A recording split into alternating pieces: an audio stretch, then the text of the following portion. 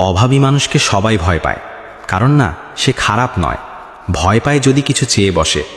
এই পৃথিবীতে সবচেয়ে একা মানুষটা কে জানো? যার কাছে টাকা নেই, কারণ তার কষ্ট কেউ শুনতে চায় না। রাস্তার পাশে দাঁড়িয়ে থাকা মানুষটার চোখে তুমি তাকাও না, কারণ তুমি জানো সে হয়তো কিছু চাইবে। তুমি মুখ ঘুরিয়ে চলে যাও, যেন সে মানুষ না, একটা বোঝা। কিন্তু কখনো ভেবে দেখেছ সে কেন চায়?